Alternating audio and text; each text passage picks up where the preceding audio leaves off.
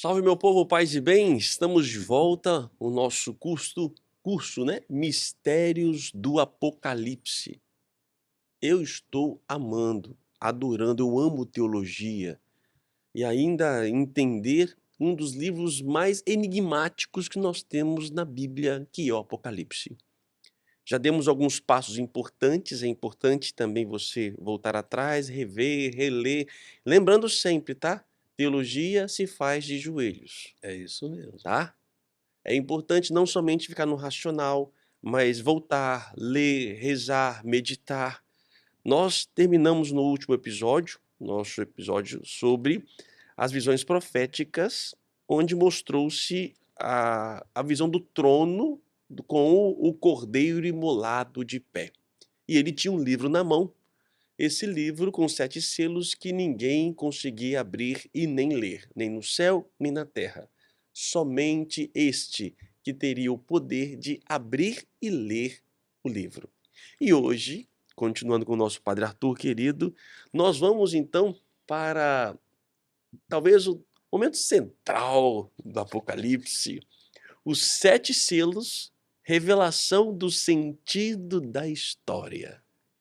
Vamos agora entender os 7 selos, padre? Vamos Vamos, ler os livros vamos, aí? vamos procurar fazer isso. Então, aqui nós vamos falar desses capítulos 6:1 a 7:17, né? Então, se você tem a Bíblia nas mãos, pode ir acompanhando aí, porque essa segunda sessão, ela se caracteriza pela abertura paulatina dos selos que mantinham o livro fechado. É a primeira exposição dos elementos típicos que vão intervir na luta dialética entre o bem e o mal, o resto do Apocalipse. Os 4 cavalos, que aqui aparecem, expressam dramaticamente o desenvolvimento da história, que acontece entre muitas dificuldades. Os 3 cavalos de natureza atraente, vermelho, negro e verde amarelado, que indicam as grandes dificuldades da humanidade, a violência, a injustiça social, a morte, com todo o seu cortejo de maldades, e o cavaleiro montado no cavalo branco, que representa Cristo ressuscitado, cheio da sua eficiente energia, que combaterá contra esses grandes carrascos, digamos assim, da humanidade, e que finalmente, o livro ensina isso, será o vencedor. Então vamos ao primeiro momento, Padre. Rapidamente, só Pois não. voltando, o senhor falava logo no início do curso, a questão de imagens que utiliza, Sim, de sim. animais, né, usou até um nome que não me lembro agora, que ele usa muito isso, essa questão de imagens de animais, né. Zootecnia. Como é que é? Zootecnia. Zootecnia, né. E na aula passada agora o senhor falava dos os 5 blocos, seria o mais ou menos a palavra seria essa, né. Nós estamos no segundo então, Nós estamos no primeiro segundo. que é o que vimos a vez Uhum. passada, do trono, e agora a gente fala dos 7 selos, que é o Exato. segundo, Uhum. e temos mais 3 pela frente. Exatamente. Ok, desculpa, vamos lá então. Podemos dizer aqui? Vi Podemos. quando o cordeiro abriu o primeiro dos 7 selos, e ouvi o primeiro dos 4 seres vivos dizer como um estrondo de um trovão: Vem. Vi então aparecer um cavalo branco cujo montador tinha um arco. Deram-lhe uma coroa e ele partiu vencedor e para vencer ainda. Então vejam só, aquele livro hermeticamente fechado com 7 selos se abre para que os decretos de Deus se cumpram. Cristo desata um a um todos os selos e desse livro vão saindo assim quase que por encantamento uns cavalos, né? Tem cavalo? Onde tem cavalo na Bíblia, Pois padre? é, então aqui nós não podemos cair num seco intelectualismo. Foi bom você ter lembrado que teologia se faz de joelho, que reproduz o símbolo a frios esquemas. É preciso a gente apreciar essa originalidade iconográfica típica do Apocalipse e tratar de visualizar as imagens e a longa sequência de uns cavalos surgindo com força das páginas de um livro. Nessas imagens, elas estão inspiradas aonde? Essas imagens estão remotamente inspiradas no livro do profeta Zacarias. Sim, Zacarias? os capítulos 1 e o capítulo 6. capítulo 1 e capítulo 6. O Apocalipse, ele é uma visão revelada, não é? E é assim que nós temos que contemplá-la. É preciso a gente valorizar esse artifício único que o livro nos proporciona de maneira singular. E aí você falou de um primeiro cavalo, né? Sim, O primeiro o branco. cavalo é de cor branca. Branco. Hippos leucos. Seu cavaleiro leva um arco, Um arco. mas não só, leva também uma Uma coroa. coroa. Toxon kai Stephanos. Ele é vencedor E vai vencer. e para vencer cavalga, né? Então, está na cara, se trata de Cristo ressuscitado, adornado com a cor branca, que é a cor típica da ressurreição. Cristo é o vencedor absoluto da morte e do mal, tem um arco e uma coroa real, pois ele está disposto a continuar combatendo contra as forças negativas que invadem a história, ou seja, os outros três cavalos são as forças combativas. Eles virão contra eles, são os outros cavalos que vão sair das páginas do livro. O primeiro, então, é o Cristo. É o Cristo, ele é o que aparece primeiro. Então, assim, antes que apareçam as calamidades, o autor nos apresenta a chave da história e a força da salvação. Quem é a chave da história e a força da salvação? É Cristo vencedor, cheio de toda poderosa energia da sua ressurreição. Vamos ao segundo cavalo? Quando abriu o segundo selo, ouviu o segundo ser vivo dizer: Vem. Apareceu então um cavalo vermelho, e ao seu montador foi concedido o poder de tirar a paz da terra, para que os homens se matassem entre si. Entregaram-lhe também uma grande espada. O segundo cavalo é vermelho. É o diabo? Hippospiros, a cor do sangue. Significa a violência. Significa a violência. Pois a violência consegue tirar a paz da terra. Aliás, é a violência, né, que tira a nossa paz. Sim. Né? E faz com que surjam o quê? As guerras, e que por ela os homens assassinem uns aos outros, começando pelo sangue de Abel até o sangue de Cristo e de suas testemunhas. E a violência, nós sabemos muito bem, sobretudo quem vive nas grandes cidades, a violência desnaturaliza os irmãos.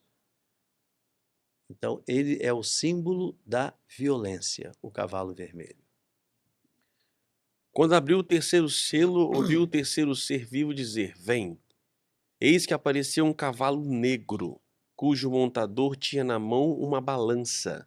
Ouvi então uma voz vinda do meio dos quatro seres vivos que dizia: 1 litro de trigo por 1 denário e 3 litros de cevada por 1 denário. Quanto ao óleo e ao vinho, não causes prejuízos. Coisa misteriosa, Difícil, hein? né? Misericórdia. Terceiro cavalo de cor negra, Hippos melas, quer indicar a injustiça social. A injustiça social, que mata de fome pessoas e povos, e distribui a riqueza e o bem-estar conforme a ambição de uns poucos. É o grande pecado da humanidade. Hoje também, né? E sempre, não só hoje, sempre. Né? Comprar uma ração de alimentos custa 3 vezes mais do que o normal e justo naquele tempo. É a caristia da vida, é a representação da caristia da vida, provocada pela injustiça de alguns homens. Depois ele fala do óleo, né? Sim. Quanto ao óleo e ao vinho, não causes prejuízo. Pelo menos isso, né? Pelo menos isso. Né? Depois, quando abriu o quarto selo, ouviu a voz do quarto ser vivo que dizia: Vem. Vi aparecer um cavalo esverdeado, seu montador chamava-se a Morte, e o Hades acompanhava. Foi-lhe dado o poder sobre a quarta parte da terra, para que exterminasse pela espada, pela fome, pela peste e pelas feras da terra. Um cavalo de cor esverdeado, né? Hippos hiloros. Como suporte comparativo, nós podemos até pensar nas ervas do campo, quando elas começam a murchar e de verdes que são, tornam-se amareladas e secam. e a cor de um corpo moribundo também que se torna cadáver, que começa a ficar meio esverdeado. Por outro lado, desculpa fazer uma interpretação minha aqui literal, esverdeado pode também querer confundir com a realeza, já que o trono estava de esmeralda. Hum. Esse aqui confundindo as pessoas, atraindo com o seu brilho, que na verdade não tinha um brilho verdadeiro. Exato, isso também, mas é um esverdeado que já está indo mais para um amarelo, Amarelo. né? Para um amarelo, ou seja, é a morte, é a morte, né? É a última praga da humanidade e para onde se concentram todos os males humanos. E o texto então oferece o lúgubre contexto que acompanha a morte: a espada ou a violência, ronfaia, a fome, limos, as diversas classes de pestes e epidemias, thanatos, e pelas feras, kai hipoton therion. Aqui se trata da crueldade das pessoas quando se tornam como que animais uns para com os outros.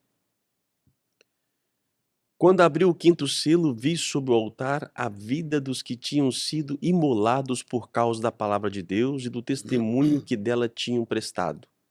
E eles clamaram em alta voz: Até quando, ó Senhor santo e verdadeiro, tardarás a fazer justiça, vingando nosso sangue contra os habitantes da terra? Cada um deles foi dada uma veste branca, e foi-lhes dito também que repousassem por um pouco mais de tempo, até que se completasse o número dos seus companheiros e irmãos que seriam mortos como eles. Então vejam só, esse quinto selo, ele é distinto dos selos anteriores, Sim. né? Ele situa-se, conforme uma visão judaico-apocalíptica, no altar dos holocaustos, junto ao trono de Deus. Aparecem todos os mártires que pedem justiça por seu sangue derramado. Esses mártires são os que foram sacrificados como cordeiro. Sua morte é redentora e ela está unida totalmente àquela morte de Cristo. Recebem o prêmio de uma vida imortal, participando da mesma condição gloriosa do Senhor ressuscitado. Deus aparece como o defensor e tem o dever de reparar com a justiça a injustiça cometida contra os mártires. Tem que vingar o seu sangue que foi derramado, sem que isto nos faça pensar num Deus sedento de vingança, mas muito mais num Deus que vela sobre o direito dos seus filhos e não permite entre eles nem a imoralidade e nem o crime. Aqui, padre, não tem visão de cavalo, né? Não. Só vê então pessoas. E uma coisa que vê aqui é essas pessoas, embora né, testemunho dado e morreram imolados, mas elas trazem um pouco também um sentido de abandono, né? Sim, elas Até se sentem. quando? Até Até quando? quando? É Lembra? como Jesus na cruz, né? É exatamente isso, né? Meu Deus, por que me É a abandonaste? humanidade que se sente abandonada passando pelo terror, né? Passando pelo sofrimento, né? Isso também nos lembra o Salmo 22, né? Quando nos diz que até no vale da morte ele nos acompanha. Eu não terei medo porque o Senhor está comigo, né? Mas então aqui, quer dizer, frente a essa avalanche de maldades que se abatem sobre a humanidade, né, simbolizados nos 3 selos anteriores, Deus conta com a oração dos santos. Deus conta com a oração dos santos para manter o ritmo positivo da história, a fim de fazer avançar a salvação e confirmar a fé de outros irmãos, que, como vós, diz o texto, hão de ser martirizados, não é isso? Até que Uhum. se completasse o tempo em que os Os seus companheiros companheiros e e irmãos irmãos, que seriam mortos como eles. exatamente, que também deviam passar pela morte. É necessária, segundo a ótica de Deus, a oração esforçada dos cristãos. O lugar onde se encontram os que foram mortos por causa do testemunho da sua fé cristã, não se apresenta como um frio ou escuro Sheol, né?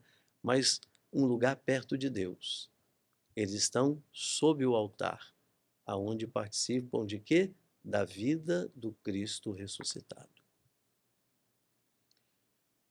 A cada um, é o sexto, né? Agora, Pode continuar? veja bem, nós entramos num terceiro momento aqui, capítulo 6, versículos de 12 a 17, se você quiser acompanhar aí na sua Bíblia, que eu vou chamar assim, o cataclisma final, Sim. né? E aí, Padre Anderson, vou até pedir assim a paciência daqueles que nos acompanham para ouvir esses 5 versículos, 6 de 12 a 17. 6 de 12 a 17. Ok.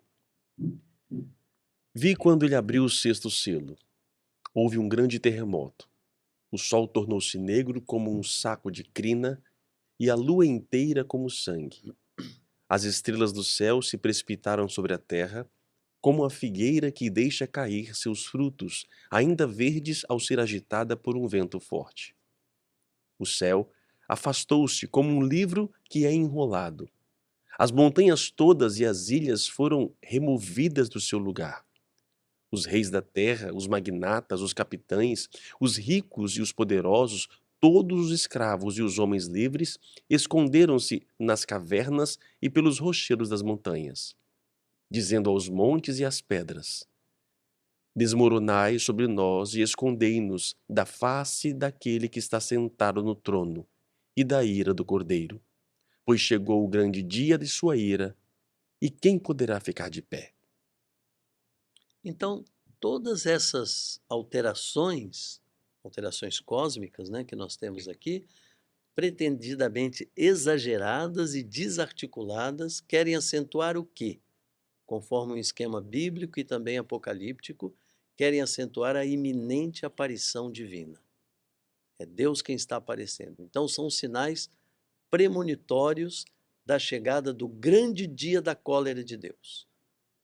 O original desse relato é que se fala de ira do cordeiro, né? Uhum. Tes orges tu arnio. E aqui é preciso que nós façamos 4 afirmações de grande importância, eu diria. Primeira, no Antigo Testamento e também no Novo Testamento, a ira ela é referida a Deus. A gente pode ver isso no livro de Sofonias, no livro de Naum, na carta aos Romanos, lá no capítulo 1, versículo 18, quando diz que partiu a ira de Deus do alto dos céus, né? Mas aqui não se menciona a ira de Deus, aqui se menciona a ira do Cordeiro. Isso quer dizer que Cristo assume uma função divina. Exatamente. Segunda observação, o cordeiro não é um animal facilmente domesticável, né? Nós não temos muita, assim, digamos, proximidade com o cordeiro, né? Mas ele não é um animal facilmente domesticável. Cristo se apresenta com toda a densidade do seu mistério e não se presta a manipulações, né? A comunidade ela está convidada a não se iludir com a proximidade de Cristo, né? A não converter a sua proximidade em fraqueza e a fraqueza em vida fácil, né? Vamos nos lembrar das cartas, né? Ele Sim. elogia, mas diz: eu estou aqui e eu vou agir. Eu vou agir. Terceira observação, e essa aqui eu acho que ela vale muito para nós sempre, mas para nós hoje, sobretudo no mundo atual. A terceira observação é que Cristo, sendo Deus, ele não é insensível frente à maldade.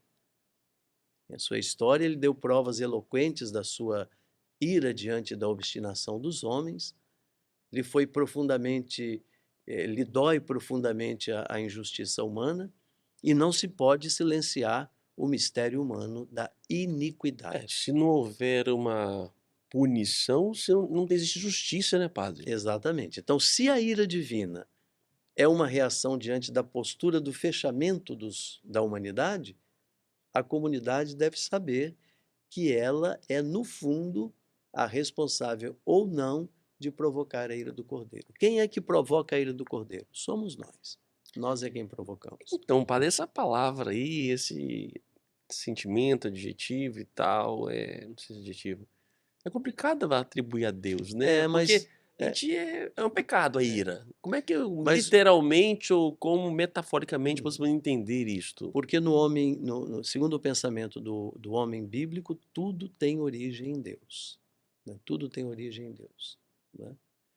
Por isso que você fala de uma ira divina, que é no sentido de um Deus que não aceita, não é ira no sentido de vingança, por isso que eu disse no início, né? Porque nós temos Não é muito raiva, assim. movido por Não, não. raiva. É uma coisa que vem de dentro. É quando eu vejo, por exemplo. Sentimento de bem-aventurados que têm fome e sede de justiça. Exatamente. Então, a Bíblia, o Novo Testamento, sobretudo, tem um verbo grego, que é o verbo exaplessomai, que a tradução dele é uma coisa que você sente que vem de dentro. Você já vomitou alguma vez? Todos nós já vomitamos. Quando a gente vomita, parece que Queima. remói. Não, e que remói. Você, depois de vomitar, você fica machucado por dentro. Então, essa é a compreensão de ira na Bíblia. É alguma coisa que vem de dentro que te revolta, que te remove por dentro, que mexe com as suas entranhas, né? É uma coisa que está entranhada. É o Cristo no templo de Jerusalém expulsando os vendilhões do templo. Exatamente, né? É nesse sentido. E a quarta observação é que a diferença dos demais selos não tem a comunidade cristã que esconder-se em cavernas diante da chegada de Cristo. Mas ela o espera ansiosa como a esposa que aguarda o seu senhor. E com ânimo, por quê? Porque para a comunidade cristã, ela se sente libertada. Chegou o diabo com sua cólera, entretanto, o Senhor o venceu. Ele que é o Rei dos Reis. Então, essas 4 observações são necessárias. Então, aqui. isso não são fenômenos climáticos, não são fenômenos do sol, lua, céu. Aqui não. Aqui é uma forma de linguagem. Exatamente. A gente chama de uma linguagem, um gênero apocalíptico. É o gênero apocalíptico. Que usa essas metáforas para poder Exatamente, dizer. São fortes, né? São fortes e são exageradas, né? Mas foi exagerado lá atrás. Pensa, te dá asco um ser todo olhos. Você imagina, pega um corpo humano todo olhos. E ele é exagerado, né? Não só por fora e por dentro. Gente, a gente se arrepia só de pensar numa coisa dessa, né? Beleza. E aqui no caso, o padre continua ou... Não, vamos continuar? Aqui, fala-se então nesse sexto selo aqui, ele aconteceu ou está para acontecer, padre? Não, é algo que está acontecendo. Ele fala que em breve. É o que está acontecendo. É o que está acontecendo. Hoje, você falou no passado. Eu acho que estava acontecendo, porque ele não estava falando para o futuro. Ele estava falando para aquele momento Então, isso eu histórico. queria falar, porque no início falou do curso que o Apocalipse não é uma visão futurística. Não é. Mas é uma visão, assim como se você pegar o livro do Gênesis de 1 a 11, ele é alguma coisa existencial. É alguma coisa que sempre pode acontecer. Sim, isso, Né? beleza. Então, por isso que eu digo está acontecendo, porque ele faz parte da nossa história humana. O sofrimento, a morte, a perseguição, a fome. Em qualquer época isso acontece. A guerra, isso sempre vai acontecer. Né? Sempre vai acontecer. Vamos lá, então. Então, agora nós vamos para um quarto momento dessa parte. Né? Que bonito esse momento. São 144 mil. Capítulo 7, os famosos 144 versículos de 1 a 8. Bom, abriram-se os 6 selos, ok? Exato. Antes do 7º selo... Ele faz uma pausa. Faz um suspense. Porque o 7º selo é bravo. O 7º selo é o que eu queria chegar, não chegou ainda. Vai ficar para a próxima aula. Mas nós vamos chegar. Vamos lá. Depois disso, vi 4 anjos postados nos 4 cantos da terra, segurando os 4 ventos da terra para que o vento não soprasse sobre a terra, sobre o mar ou sobre alguma árvore. Vi também outro anjo que subia do oriente com o selo do Deus vivo. Ele gritou em alta voz aos 4 anjos que haviam sido encarregados de fazer mal à terra e ao mar. Não danifiqueis a terra, o mar e as árvores, até que tenhamos marcado a fronte dos servos do nosso Deus. Ouvi então o número dos que tinham sido marcados, 144 mil, de todas as tribos dos filhos de Israel. E aí vem colocando os 12.000 de Uhum, cada um. exatamente. Então, veja, Padre Anderson, nós temos aqui uma transição. Sim. Uma transição. E depois disso, Depois dos 6 né? selos que E ele viu. depois dos 6 selos que eu abri, né, ele diz lá, "Kai meta tuto", depois disso. Então, o vidente ele contempla 4 anjos que retêm 4 ventos. Tesseras angelus, kratuntas tus tesseras anemus. Então, segundo a cosmologia bíblica, aqui é bom a gente saber disso, a Terra era quadrada. Sério? A Terra era quadrada, não era redonda. A Terra Misericórdia. era quadrada. E, Hã. olha, Isaías no capítulo 11, Ezequiel no capítulo 7, todos dão essa compreensão para nós. Do Oriente, lugar onde nasce o Sol, vem outro anjo, Alon Angelon, que pretende preservar de todo dano os marcados com o selo de Deus. Seu número, 144.000. Hecaton kai tessaraconta tessares Hilíades. De cada tribo, 12.000. 12.000. Então, esses personagens marcados com o selo de Deus, quem são? São os cristãos. Os que já possuem indelevelmente o selo do batismo. Está lembrado, Padre Anderson, quando a gente batiza? Sim, Sinal da da cruz no cruz, tá. início, depois se marca de novo com óleo do crisma a Tá cabeça, bom. não é?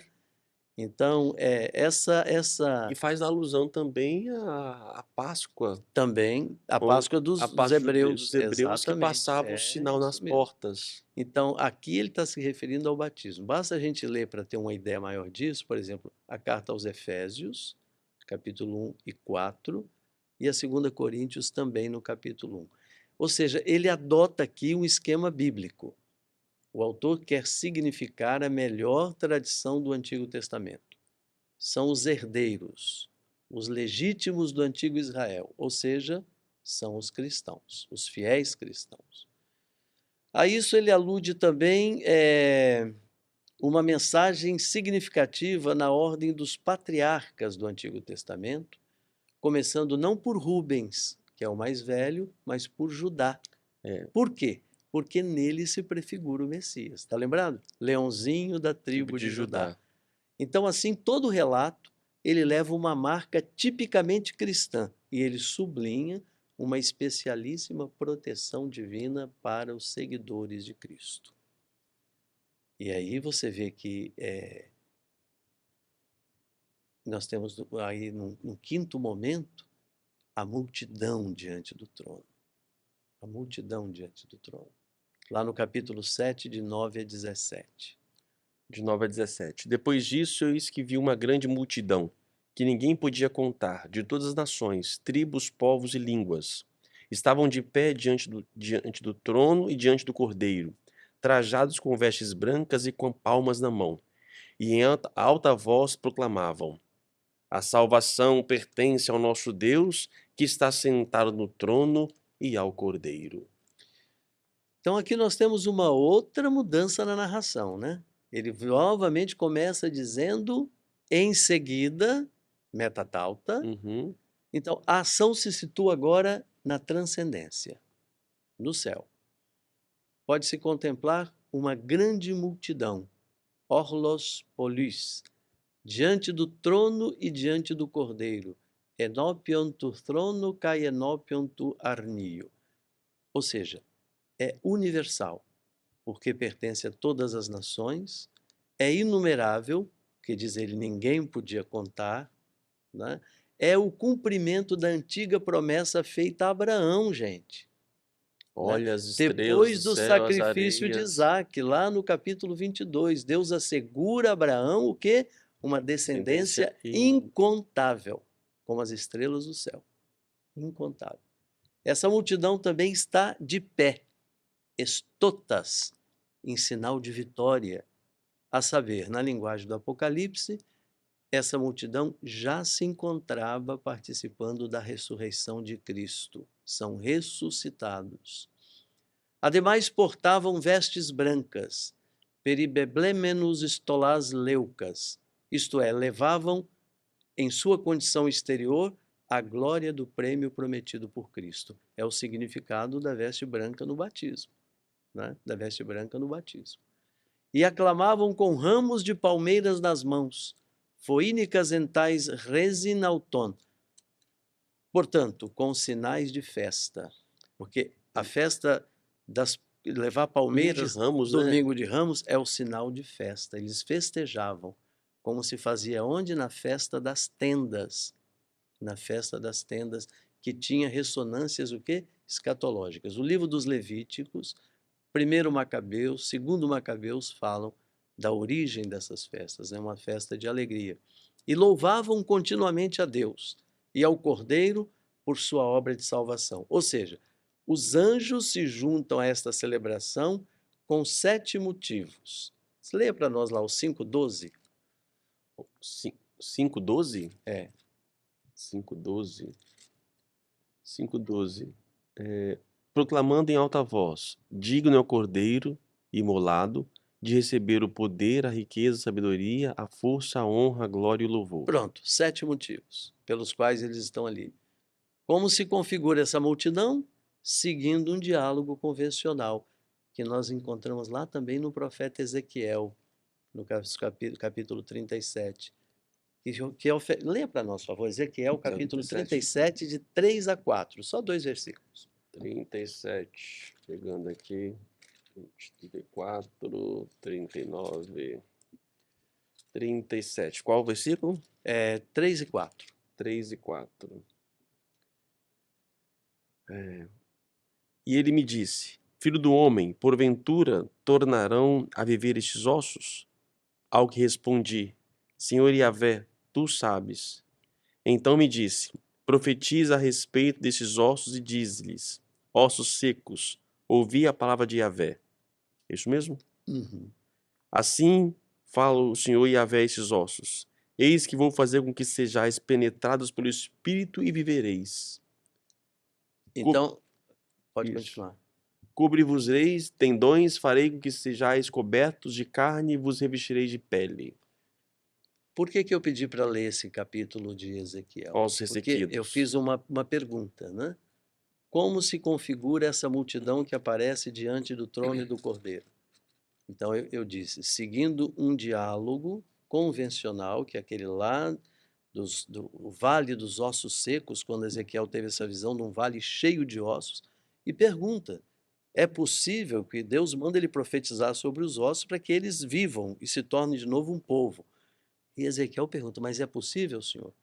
Então, o texto aqui do Apocalipse oferece a seguinte identificação. Primeiro, o passado. Que multidão é essa? Ele faz questão de dizer: eles vêm de uma grande tribulação. Tes thlipseos tes megalés. Uma tentação escatológica, uma prova definitiva. Lavaram e branquearam suas túnicas no sangue do Cordeiro. Então, aqui primeiro nós temos uma contradição flagrante, né? Como é possível branquear alguma coisa lavando isso no sangue, que é vermelho? Boa Não é? pergunta. Isso quer indicar o quê? Quer indicar a plenitude da redenção. É no sangue de Cristo que nós temos a plenitude da redenção, levada a cabo por Cristo. Por quê? Porque seu sangue lava os pecados e serve de união à sua condição glorificada. Por isso, vestem-se com a cor branca da ressurreição. E se diz que essas vestes foram lavadas no sangue do Cordeiro. Segundo, então, é o passado. O presente. Eles estão diante de Deus, prestando-lhe culto. É a realização atual de uma promessa já proclamada, que a igreja seria um reino de sacerdotes. Está lembrado? Sim. Lá em 1:6, depois de novo em 5:10. Estão associados ao culto celeste, mediante uma liturgia ininterrupta, porque diz o texto lá, dia e noite no seu templo. Hemeras kai niktos ento nao altu. E o culto que celebram não parece ser a realização de um conjunto de ritos, mas primordialmente a alegria de estarem diante do trono de Deus e do Cordeiro. Então, passado, presente e o futuro, né? Porque toda a cena é uma evocação da marcha do povo pelo deserto. Agora se cumpre o novo êxodo. Deus põe a sua tenda, ele habita por fim, gloriosamente com essa multidão. Ora, isso lembra João, capítulo 1, versículo 14. E o Verbo se fez carne e veio habitar no meio de nós. Né? Não terão mais penalidades, acabará tudo. Sim. Tudo aquilo que faz Não terá sofrer. fome nem sede, Exato. o sol nunca É mais isso os aí. afligirá, nem qualquer Isso. calor ardente, pois o Não, Cordeiro está no meio do trono, os exato. apacentará, conduzindo até as fontes de água viva, e Deus enxugará toda lágrima de É seus isso aí. olhos. Tudo aquilo que faz sofrer e chorar a humanidade será destruído. Então, passado, presente e futuro. Passado, eles vêm da grande tribulação. Futuro, eles estão ressuscitados diante de Cristo. É presente. E futuro, eles continuam a marchar e vão acabar com todo o sofrimento da humanidade. Padre, foram 6 selos abertos pelo Cordeiro, né? Com os sinais dos cavalos, branco, cavalo vermelho, cavalo negro, cavalo esverdeado. Isso. Depois vimos altar as vidas dos que tinham sido imolados por causa da palavra de Deus. E o sexto selo fala de um grande terremoto, dificuldades, sinais, em que muitos que não estavam no quinto selo sofrem. Exato. E o né? sétimo, nada. Né? E ainda o sétimo nada. E aí, antes disso, ele tem essa visão destas pessoas no céu. É isso? Isso. Ele tem essa visão desses do quinto selo, ele Exatamente. tem essa visão destes que estão, de fato, vivendo diante do Cordeiro, louvando e bendizendo, essa visão, de fato, beatífica de tudo, que não tem fome, que não tem sede, que não tem nada, que é a alegria dia e noite. Agora, olha, Padre Anderson, a delicadeza com que se diz que Deus, olha só, hein? Não é que eles não têm mais lágrimas, mas a delicadeza com que ele diz que Deus enxugará. Deus enxugará para sempre as lágrimas dos seus olhos. Exaleipsei hotheos pandarkion ekton oftalmon auton. E a razão fundamental desse... Veja que aqui é um bem-estar pleno, né? A razão fundamental desse bem-estar pleno é o quê? A presença de Cristo. A presença do Cordeiro que está no meio do trono. Então, Cristo ressuscitado, ele aparece como pastor do novo povo que é a igreja.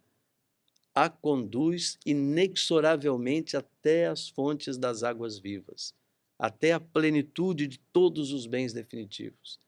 Ali aonde brote a fonte que é a via mesma de Deus. Ele fala lá, a vida mesmo de Deus, lá em 22:1. Esse capítulo, então, ele trata de responder aquela pergunta, né? Quem poderá manter-se de pé diante de Deus e do Cordeiro? Feita lá no capítulo 6, versículo 17. Quem poderá manter-se de pé diante Sim. de Deus e do Cordeiro?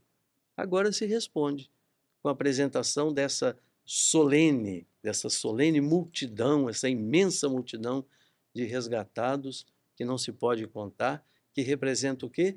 Um avanço da história da humanidade, uma antecipação da vitória final. Pois é.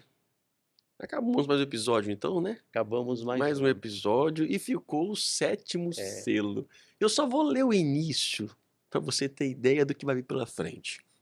Quando o Cordeiro abriu o sétimo selo, houve no céu um silêncio durante cerca de meia hora. E olha que antes, Padre Anderson, Silêncio de meia hora no céu. e antes de abrir esse sétimo selo ainda vai acontecer muita coisa. Misericórdia do céu, que selo é esse? Que E aí sétimo nós selo é vamos esse? passar para o terceiro momento do livro, que são as trombetas. Porque antes de abrir o sétimo, antes do 7 tem a ainda vem as 7 trombetas. Ave Maria. Então, olha só. Fica do outro lado aí, vai lendo, vai meditando, vai rezando, continua com a sua vela acesa aí, porque tá muito bom esse momento. Espero que você esteja gostando também e compartilhe para que mais pessoas possam ter acesso a esse conteúdo belíssimo de formação de teologia. Amém. Padre, muito obrigado, viu? Eu tô encantado. Mas o Apocalipse é uma maravilha mesmo. E o senhor também, o seu conhecimento, padre, pelo amor de Deus, tem que realmente partilhar isso para a humanidade. Aí a serviço. Que Deus abençoe. Amém. Povo de Deus, até o próximo episódio.